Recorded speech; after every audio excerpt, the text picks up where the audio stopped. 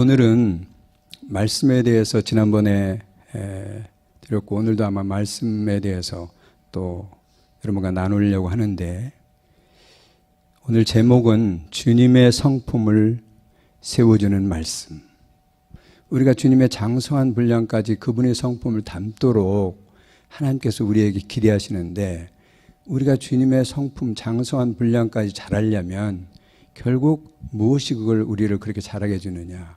말씀이 우리를 그렇게 세워준다는 것입니다. 말씀이 없이는 절대로 그렇게 우리가 성장할 수가 없습니다.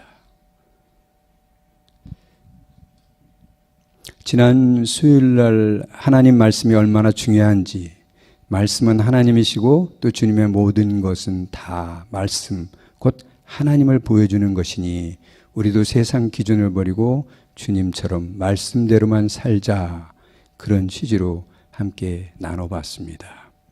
다른 건 몰라도 정말 말씀이 하나님이시고 정말 중요하구나 하는 인식은 우리가 함께 가졌으면 하는 생각이고요.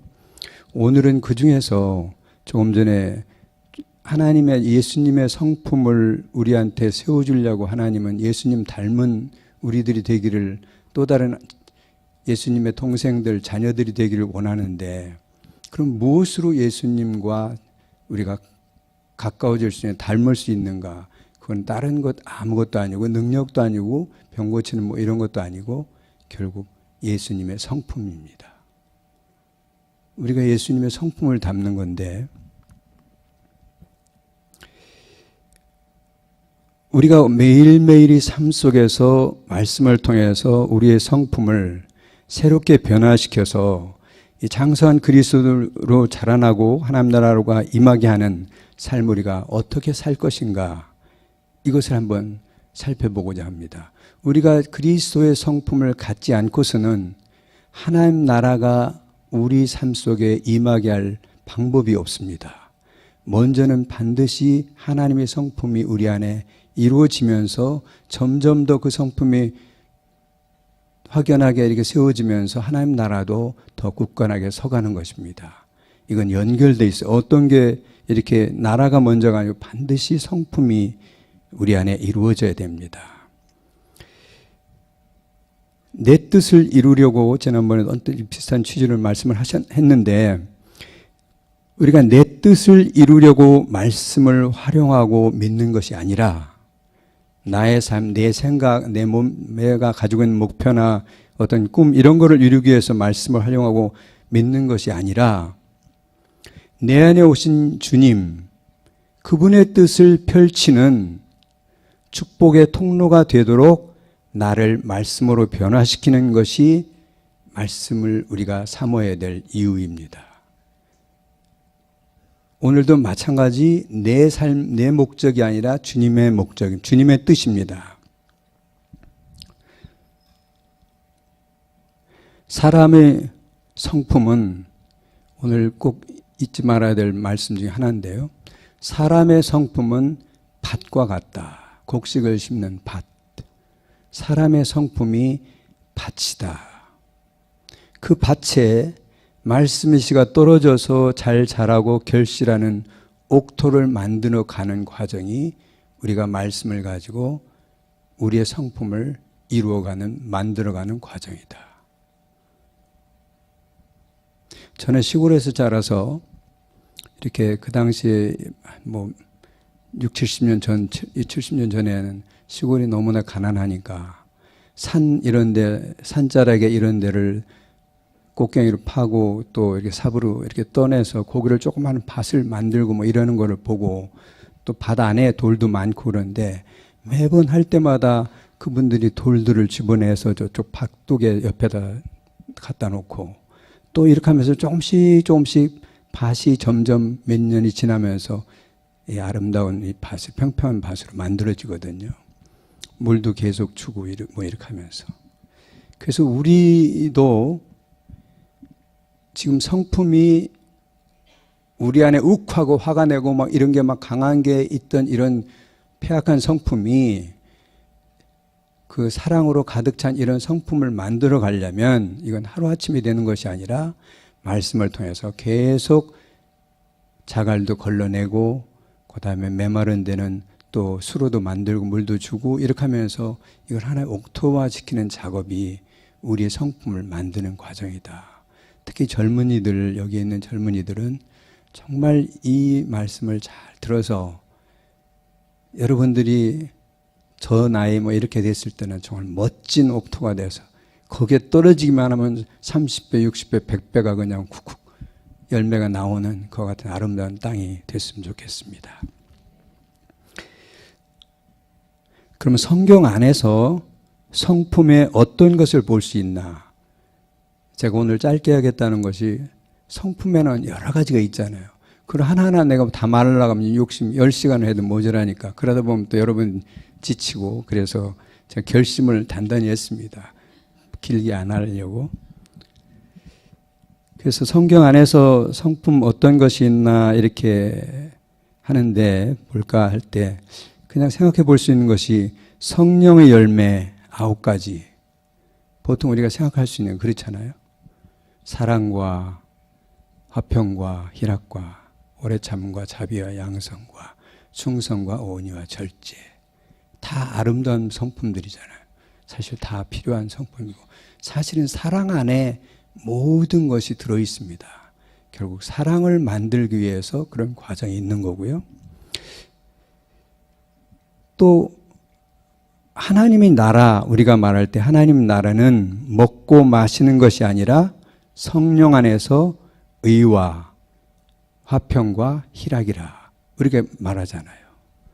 하나님의 나라는 의와 평강과 희락이라. 또 어떤 면에서 성품을 찾아볼 수 있냐면 예수님은 나는 마음이 온유하고 겸손하니, 당신을 배워서 마음이 온유한 그 성품을 우리가 가지면 그런 걸 생각해 볼 수 있어요. 여러 가지 성품이 여러 가지 나와 있는데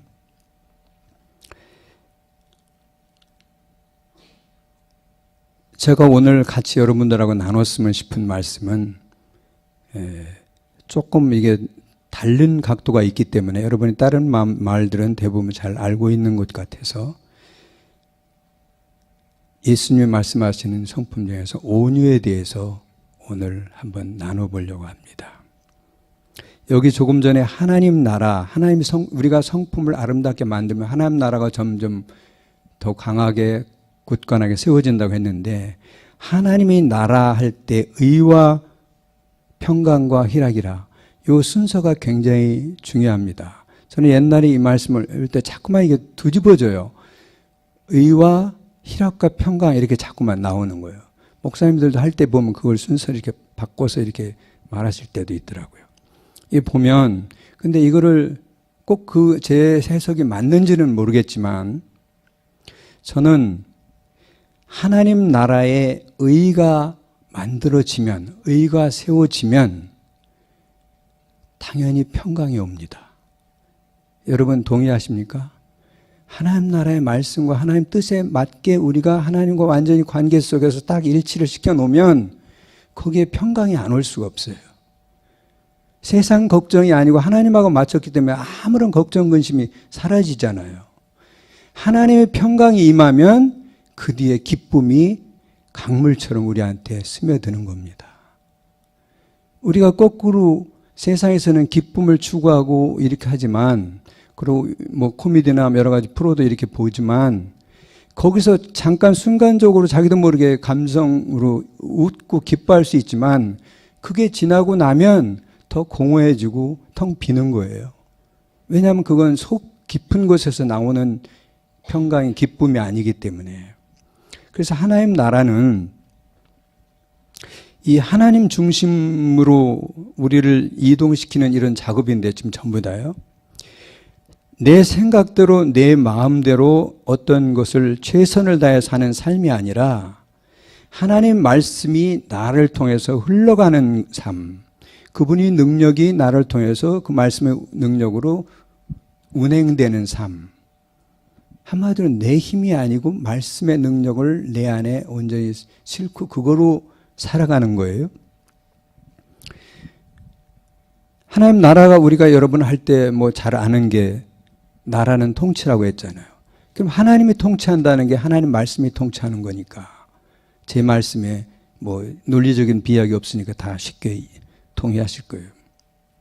말씀이 내 삶을 다스리고 말씀대로 하는 거라고 했는데 말씀에 이루어지는 건데 이 모든 것은 조금 전에 말한 우리 마음 안에 옥토가 만들어졌을 때 이게 단단히 세워진다는 거죠.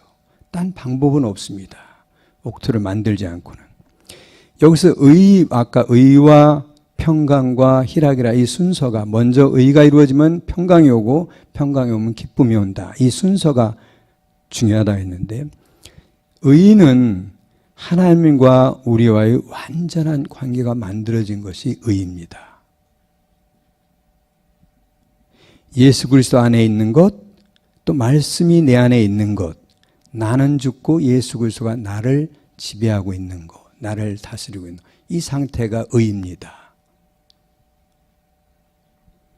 이 의가 이루어지면 우리 안에 아무런 세상의 북한의 핵무기가 뭐 어떻게 당장 어떻게 한다 해도 전혀 걱정이 없습니다. 왜냐하면 죽든 안 죽든 우리에게는 영원한 생명이 있고 하나님과 함께 동일한 영생 속에 이미 들어가 있는 존재이기 때문에 걱정 근심이 없는 것입니다.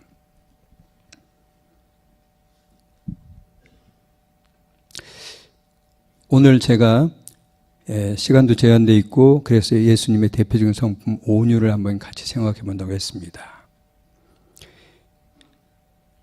그래서 말씀, 이 온유를 말씀하신 여러분 잘 아시는 말씀인데 그 말씀 한번 같이 읽고 하도록 하겠습니다. 마태복음 11장 28절에서 30절 말씀. 여러분들이 좋아하시고 또 여러분들 정말 예수님이 우리에게 진심으로 보낸 말씀입니다. 같이 한번 합독하시겠습니다. 수고하고 무거운 짐진 자들아 다 내게로 오라. 내가 너희를 쉬게 하리라. 나는 마음이 온유하고 겸손하니 나의 멍에를 메고 내게 배우라. 그리하면 너희 마음이 쉼을 얻으리니 이는 내 멍에는 쉽고 내 짐은 가벼움이라 하시니라. 아멘. 우리가 언뜻 생각하는 뭐 맨날 하는 소리가 예수님이 삶의 일생을 보면 우리 인간으로는 감히 언감생심 흉내 내려고 한 발짝 뛰기도 힘든 그런 삶을 사셨는데 그분은 우리한테 내 멍에는 쉽고 내 짐은 가볍다. 도저히 아닌 것 같은데 그러면서 그 앞에 힌트를 준 것이 나는 마음이 온유하고 겸손하다 하셨어요. 이 마음이 온유하고 겸손한 것이 멍에가 쉽게 되고 가볍게 되는 비결입니다. 이 마음이 온유하고 겸손하지 않으면 우리에게 오는 하나님으로 인해서 그리스도로 인해서 오는 모든 핍박은 쉽고 가벼운 것이 아니라 너무나 힘들어서 당장 벗어버리게 싶은 그런 힘든 짐이 됩니다. 예수님의 품성 온유와 겸손으로 들어가야만 하나님이 원하시는 그 짐을 쉽고 가볍게 질 수 있습니다. 예를 들어서 겸손은 오늘 우리 주제는 아닙니다만 예수님이 자기 뜻으로 이걸 다 내려놓고 아버지 뜻만 받아들이고 그렇게 한 것이 겸손이잖아요. 예수님도 삼위일체 하나님의 한 분이신데 하나님의 아들께서 자기의 동등됨을 취할 것으로 여기지 아니하고 사람의 인간의 육신을 먹고 우리한테 왔다고 그것이 겸손이라고 했습니다. 내 모든 것을 내려놓고 하나님 뜻을 높이는 것 그게 겸손이에요. 사람들끼리 뭐 할 때 양보하고 이런 게 겸손이 아니라 원래 성경에서 말하는요. 근데 온유는 세상에서는 사람들을 대할 때 우리가 흔히 말하는 온유라는 것을 생각해 보면 환한 미소를 띠고 또 친절한 말을 하며 공손히 부드럽게 대하는 것이 온유다. 그렇잖아요. 그죠? 세상에서 온유한 사람, 저 사람 참 온유해, 따뜻하고 대하기가 좋고 그래서 환영받는 사람이잖아요. 그러나 성경에서 말하는 온유는 외적인 교양 있는 태도를 뜻하는 것이 아닙니다. 외적으로 교양 있고 보드럽고 아주 착하고 유순하게 대하는 것 같아도 그 사람 심기를 거스르면 이 사람 팍 화를 내고 그 사람 들어가고 당장 이렇게 여기서 이런 모습이 너 어떻게 저 사람 저 집에서 저렇게 대판을 싸우지 하는 모습이 나오는 거예요. 그러니까 겉으로 이렇게 외향적으로 잠깐 이렇게 갖춰진 모습, 교양 정도로 이렇게 잠깐 가장하고 만든 모습은 이건 본질적으로 우리 품성이 아니라는 거예요. 이 안의 속속들이 그것이 바뀐 것을 지금 성경에서는 온유를 지금 말씀하려고 하는 겁니다. 온유를 한마디로 말하면 이 정의를 한번 잘 들어보세요. 하나님의 말씀에, 또 명령이라고 해도 좋고 하나님 말씀에 온전히 순종할 자세가 되어 있는 마음의 상태, 그게 온유입니다. 내가 어떤 생각을 하는 것 관계없이 하나님 뜻에 아무런 거리낌이나 부딪힘이 없이 그대로 순종하려고 하는 마음이 만들어진 것이 온유입니다. 이게 옥토가 만들어진 것입니다. 우리 안에. 예수님께서 보여주신 온유는 아버지 말씀에 순종하여 모진 십자가 위에 말없이 오르는 것입니다. 생명을 살리는 온유입니다. 베드로가 주님을 3번이나 부인하고 닭이 울 때에 딱 그 눈이 예수님과 마주쳤습니다. 그죠? 그 장면 나오잖아요. 예수님은 눈이 한쪽이 찢기고 이런 패션 오브 크라이스트 이런 데 보면 그 장면 그대로인지는 모르겠지만 그렇게 하는데 예수님이 베드로의 눈과 마주쳤을 때 베드로에게 눈을 부라리지 않았다는 거예요. 예수님이. 이 자식 아까는 뭐라고? 이렇게 하고 이러지 않는다는 거예요. 그게 온유예요. 거기서 부라리면 베드로가 살아나지를 못해요. 상처 때문에. 그러니까 이 온유는 생명을 살리고 하나님이 그 세계를 만드는 데 정말 필요한 거예요.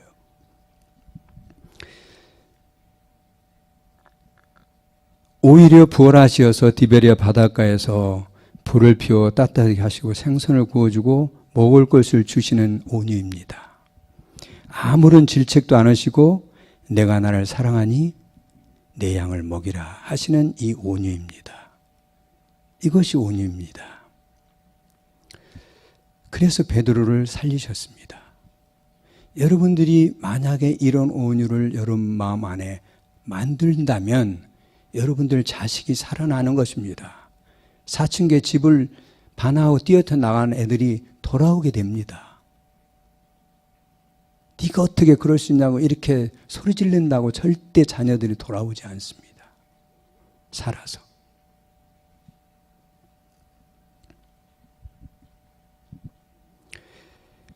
세리장 삭개오에게, 삭개오 아시죠?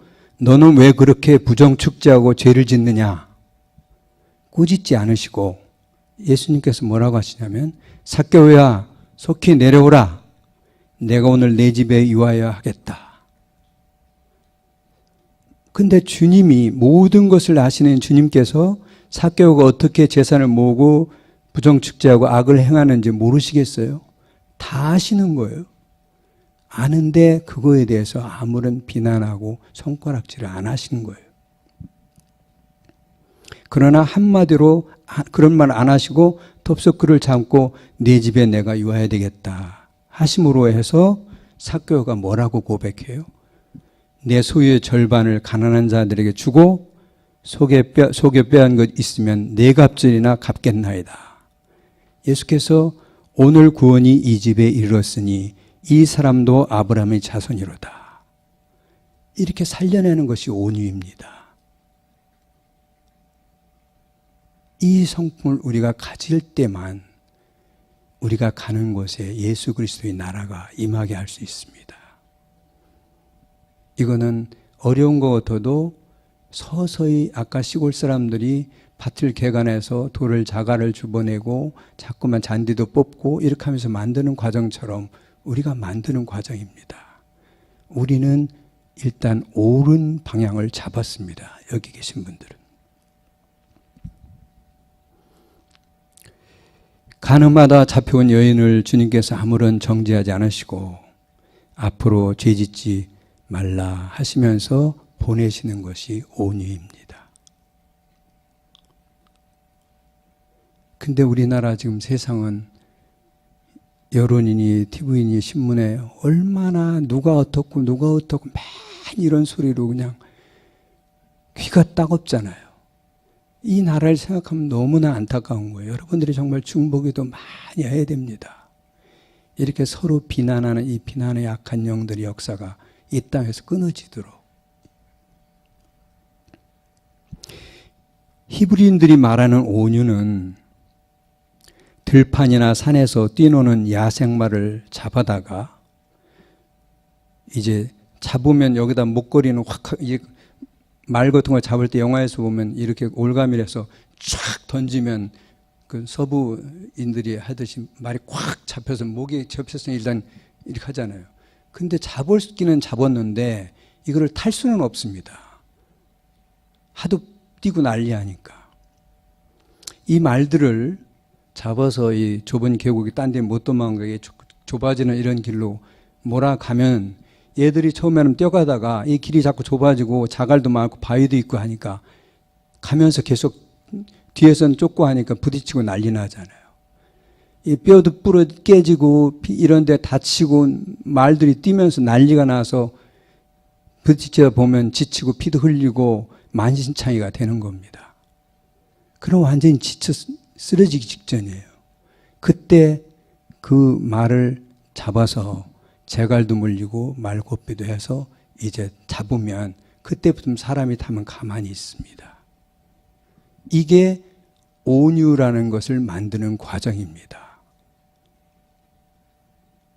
이 과정을 우리도 겪어야 되는 것입니다.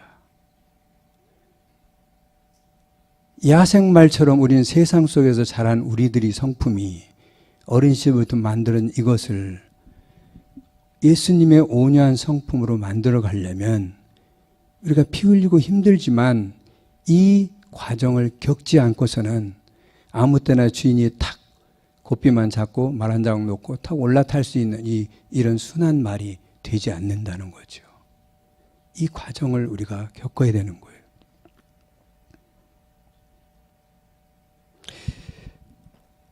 그래서 하나님께서 우리들 삶 속에도 교만과 욕심 여러 가지 이런 성품을 뽑아내기 위해서 고통과 좌절과 시련을 허락하심으로 우리의 모난 것들, 교만한 것들이 떨어져 나가고 온유한 성품을 만드시는 것입니다. 그래서 야고보 사도가 여러 가지 시험을 만나거든 온전히 기뻐하라 이 말씀을 한 것이, 왜냐하면 그 순간을 이게 포커스를 좀 작은 초점을 맞춰보면 힘든 거죠. 누구든지. 그렇지만 큰 초점으로 맞춰보면 여러분들이 예수님 같은 그런 분을 만드는 과정이니까 어마어마한 작품이 지금 나오려고 그 통과하는 거냐, 기뻐하라는 거죠.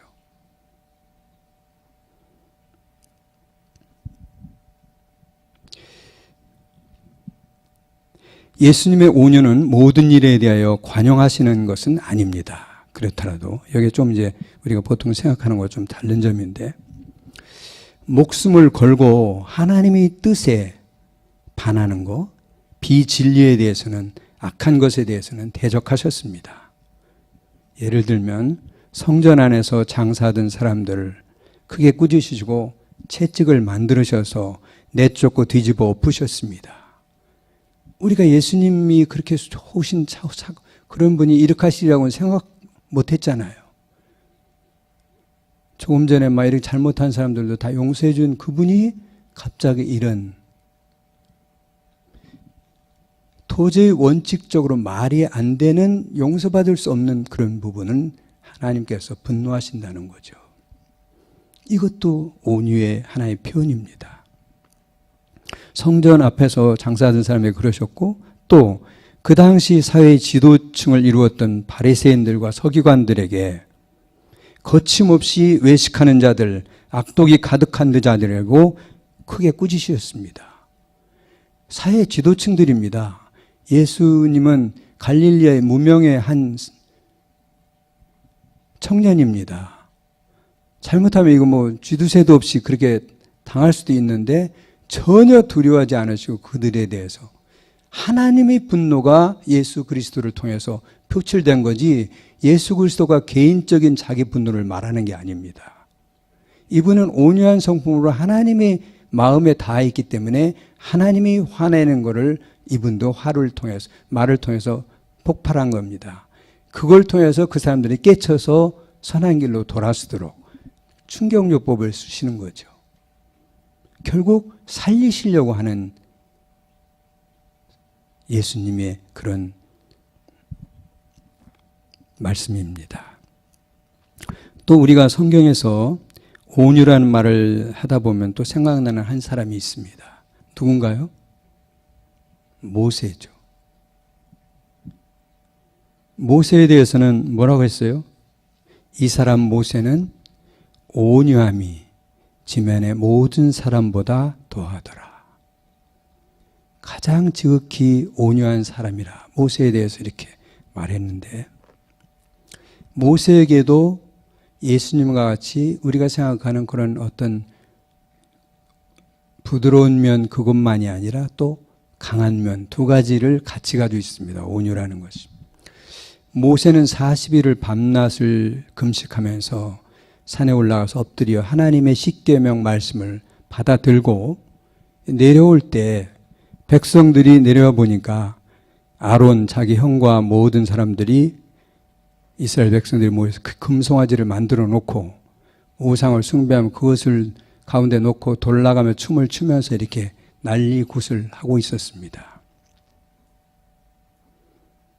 그래서 그것을 보자마자 이 말씀의 돌판을 그들을 향해 던지면서 고래고래 소리를 치고 난리를 했습니다. 만약에 모세가 그냥 우리 인간적인 생각으로 하면 우상 숭배하면서 축제에 지금 눈이 반 미층화에 되어 있는 이런 사람들이 200만 명 군중들이 모여있는데 이렇게 하면 아무리 모세라도 그 사람들은 맞아 죽을 수도 있습니다. 아무런 두려움 없이 그 악에 대해서 예수님 아까 성전에서 또 바리새인들을 꾸짖듯이 모세도 그렇게 하나님의 분노를 그들한테 폭파한 겁니다. 화를 내도 소리를 질러도 내가 화내서 내 소리를 지르는 것이 아니라 하나님의 음성이 흘러나가는 그런 통로가 되어 있는 것입니다. 그런데 모세가 이렇게 놓고 하나님께 올라가서 하나님께서 저 악한 자들을 도저히 안 되겠다. 그러니까 다 노아 때처럼 쓸어버리고 네 몸에서 나온 자식들로 다시 한번 인류를 만들자 이런 말씀을 하셨을 때 모세는 그렇게 하시면 하나님께서 능력이 없어서 그렇게 하셨다. 출애굽에서 데리고 나온 백성들을 다 죽였다. 그렇게 되면 하나님께 무슨 영광이 되겠습니까? 그들을 용서해 주십시오 하고 간청하죠. 하나님께서 모세의 얘기를 듣죠. 이것이 온유입니다. 그래서 200만의 이스라엘 백성들을 살려내는 거, 이것이 온유입니다. 그리고 온유에 대해서 이왕 우리가 나누니까 마태복음 5장 말씀에 보면 온유한 자가 받는 복이 뭐가 있나요? 온유한 자는 복이 있나니 그들이 땅을 기업으로 받을 것이요 라고 되어 있습니다. 여러분 이거는 잘 아시겠지만 땅을 기업으로 받는다는 것이 우리가 말하는 소위 부동산을 많이 받는 축복을 받는다는 것은 아니라는 건 여러분도 아시죠. 오직 진리의 말씀에 순종하고 항상 진리 편에 서는 이와 같은 온유한 자에게는 하나님께서 땅은 하나님의 나라, 하나님의 기업을 뜻합니다. 이런 자에게는 반드시 내가 나의 나라와 나의 기업의 주인공들이 되게 하겠다. 여러분들 절대로 이렇게 살면 바보같이 보이고 언제 그렇게 가지고 내가 뭐가 되겠나 이렇게 생각하지 말고 정말 하나님이 하시고 계속 말씀하시는 거 여러분들이 이렇게 살아보세요. 모르겠어요. 혹시 여러분 당대에 그 모든 걸 이루지 못할 수도 있고 또 이 세상에서도 어떤 아름다운 열매들을 맺을 수 있는데 여러분 자손들이 되든 이 나라가 되든 여러분 가게가 되든 여러분 기업이 되든 반드시 하나님께서 축복하셔서 아름다운 열매들을 하늘에서만이 아니라 이 땅에서도 이루게 하실 것입니다. 그거는 여러분들만을 위해서가 아니라 하나님께서 다른 사람들에게도 어떤 본을 보여서 모세와 같이 이와 같은 것으로 쓰시기를 원하시기 때문에 그런 사람을 찾으시기 때문에 이 땅에 또 온유한 자가 없나 또 온유하려고 자기 뜻을 세우는 자가 없나 이렇게 보시기 때문에 저가 볼 때 우리가 할 수 있는 것은 사실은 오늘 이 순간 그래 나도 이제 정말 한번 온유하게 나 자신을 갖고 보자.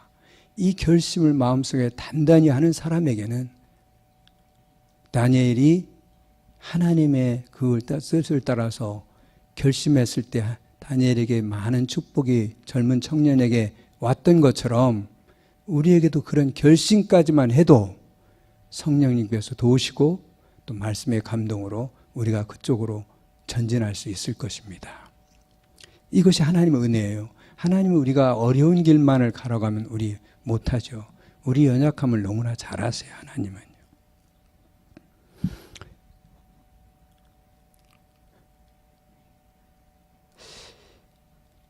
이와 같이 하나님의 말씀으로 계속 연단된 우리들은 어떠한 상황에서도 즉각적으로 확 화내고 반응하는 이와 같은 어떤 폭발적 내 안에 있는 그런 반응하는 사람들이 아니라 항상 그 상황에 맞게 하나님 뜻에 맞게 올바로 행동할 수 있는 원동력을 갖게 되는 것입니다.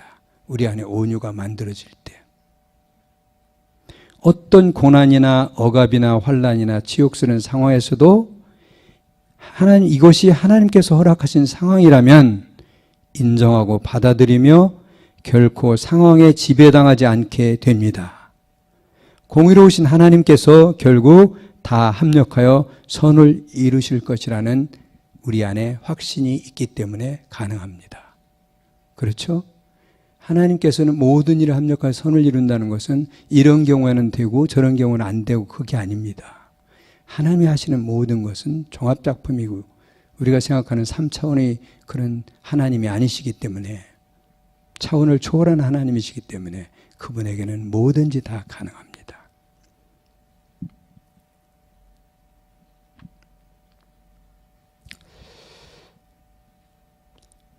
예수님의 멍에를 이 세상에서 가장 낮아지셨던 예수님의 멍에를 우리도 맨다면 어떤 것도 문제가 되지 않습니다. 그래서 당신의 멍에는 쉽고 가볍다 했습니다. 우리가 예수님의 성품으로 들어가야만 이게 쉽고 가볍지 내 자존심, 세상적 이런 걸 다 가지고 있으면 이거를 이렇게 할 수가 없습니다.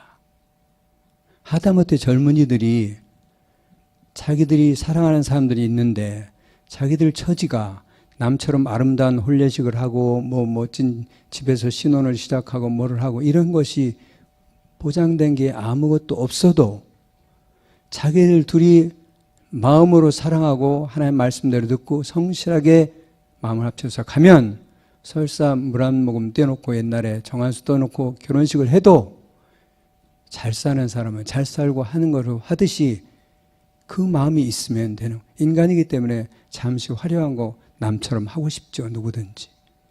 요즘은 더군다나 외양을 너무 중요하는 이런 세상이 돼버렸으니까. 그렇지만 그런 거에 흔들리지 않는 어떤 중심을 우리가 갖는 거 온유하고는 좀 다르지만 그러나 결국은 바탕은 어떤 중심을 잡고 더 영원한 가치를 보고 간다는 거죠. 이 모든 것은 내 중심에서 주님 중심으로, 말씀 중심으로 나를 부인할 때, 내 안에 있는 나를 부인할 때만 가능합니다. 더 이상 세상의 시끄러움에도 요동하지 않는 여러분이 될 수가 있습니다. 예수님처럼 우리도 마음이 오냐고 겸손하게 될 수 있습니다. 아멘. 이건 우리 힘으로는 안 되지만 하나님께서 이렇게 하기를 원하시는데 옆에서 안 돕겠습니까? 돕는 천사들을 수없이 보내죠. 우리한테. 오늘 서두에 성품을 밭과 같다고 했는데 말씀으로 옥토를 만드는 과정이라고 했습니다. 옥토가 하루아침에 만들어지지 않는다고도 말씀드렸고, 제가 볼 때 가장 중요한 게 무엇인가. 제가 올 3월 달에 2월 말이구나. 아프리카를 간 적이 있는데요. 크리스찬 사역이 있어서 그걸 따라가 봤는데, 그때 비행 코스가 여기서 제다 있는데 사우디로 갔다 거기서 갈아타고 아프리카를 가는 그런 코스로 되어 있는데요. 사하라 사막을 이렇게 지나가는데 제가 이렇게 별로 유럽이나 뭐 미국 이런 데 갈 때는 밑을 잘 쳐다보지 않는 편인데, 그날은 별 특별한 일이 없어서 창가에 앉아서 이렇게 보는데 한 3시간, 4시간 동안은 아무것도 없습니다. 정말. 어떻게 이런 땅이 있나. 풀 한 폭이 하나가 없습니다. 그러더니 한 3시간 반, 4시간이 가니까 저쪽에 하나, 아프리카 뭐 이런 데 사막에 있는 나무 엉상하게 있는 이 나무 한 뿌리 이렇고, 저쪽에 하나 있고, 그러더니 그것이 조금씩 많아지고 이러더니 이제 숲도 나타나는 산이에요. 결국 그때 제가 느꼈던 것이, 결국 원인은 물이다. 물이 없는 것은 사막이고, 물이 있는 곳에는 생명이 나고 나무가 있고 물고기도 자라고 강물이 생기는데, 물이 없는 곳은 이게 없는 거예요. 얼마 전에 목사님 설교 에스겔서 47장 우리가 말씀 나눌 때도 강물이 성전에서 흘러나와서 천척으로 갔을 때 내 발목에, 또 다른 천척으로 갔을 때 무릎에, 또 다른 천척 허리에, 또 다른 천척 갔을 때 내 몸에 넘쳐나게, 그 말씀을 했는데, 우리가 말씀이 물이 뭐라고 그랬어요? 말씀이잖아요. 오늘 여러분이 우리 성품을 만들 때 이 말씀은 좀 기억했으면 좋겠습니다. 우리 마음은 아까 밭이라고 그랬어요. 근데 아직 개간이 안 된 밭일 수 있고 거칠은 밭일 수 있습니다. 한쪽은 이렇게 메말라 있고 한쪽은 또 물이 있고 뭐 이럴 수 있잖아요. 그럼 돌도 걷어내야 되고 하는데, 하여튼 중요한 거는 여러분들이 매일 말씀에 물을 부으라는 거예요. 그러면 자꾸만 이게 젖어드는 거예요. 사막 같은 이 내 마음밭이 점점 옥토가 된다는 거예요. 근데 그거는 말씀에 물을 매일 한 줄이라도 좋으니까 주고, 또 그날 읽은 말씀을 어떤 이렇게 지나가다 버스 타고 가다 또 어디 무슨 친구들, 이게 이런 때 화가 날라고 할 때 항상 기뻐라, 다시 말하면 기뻐라, 그 말씀 생각했다면 그때 한번 이렇게 자꾸만 말씀과 나를 모든 상황에 대비시켜서 하면 내 성품이 자꾸만 그때 물을 붓는 거거든요. 또 설교 때 목사님 말씀을 또 듣는, 이런 것도 말씀을 듣는 거거든요. 여러분들 인터넷 뭐 이런 데 들어가서 잠깐 어떤 누구 설교나 말씀을 듣는 것도 물을 주는 거예요. 물은 여러 가지 물이 있을 수 있는데, 물을 항상 하여튼 메마르지 않도록, 메마르면 여기가 황폐화됩니다. 사막이 됩니다. 그러니까 여러분들이 이곳에 여러분 마음밭에 물을 주십시오. 그러면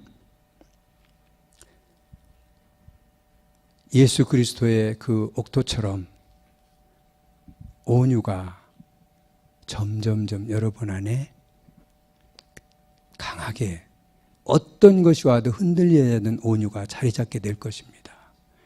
심지어 예수님처럼 옛날에 초대 제자들 마냥 십자가에도 오를 수 있는 그와 같은 온유가 여러분 안에 형성될 것입니다. 그런 여러분들한테 자식이나 며느리나 누가 뭐 해서 어떻게 그 사람을 흔들어 놓을 수가 있어요. 결국 거기와 부딪히는 돌들은 다 깨지고 와서 다 승복하게 되어 있습니다. 한 사람이 온유한 사람이 한 가정에 나오면 그 가정이 살아날 수밖에 없습니다. 여러분 자신을 위해서만 그런 것이 아니고 우리도 게으르지 말고 매일 조금씩이라도 우리 마음밭에 말씀을 물을 불어서 옥토를 만듭시다. 그리하여 사막 같은 황폐한 인생이 아니라 옥토 같은 풍성한 소을 거두는 여러분의 삶, 여러분 가정, 일터, 이 나라, 우리 예수세계교회가 됐으면 좋겠습니다. 감사합니다. 말씀을 주신 하나님께 박수로서 영광을 드렸으면 좋겠습니다.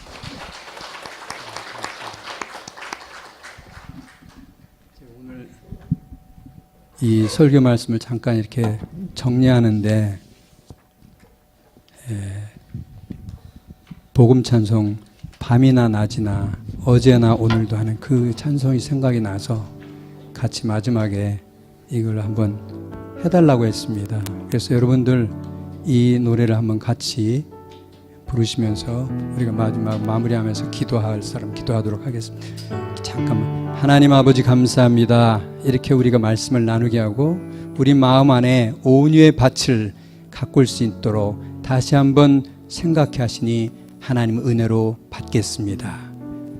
또 목사님, 사모님 다시 한번 기도합니다. 마지막 일정 편안하게 잘 은혜 받고 돌아오실 수 있도록 축복하여 주십시오.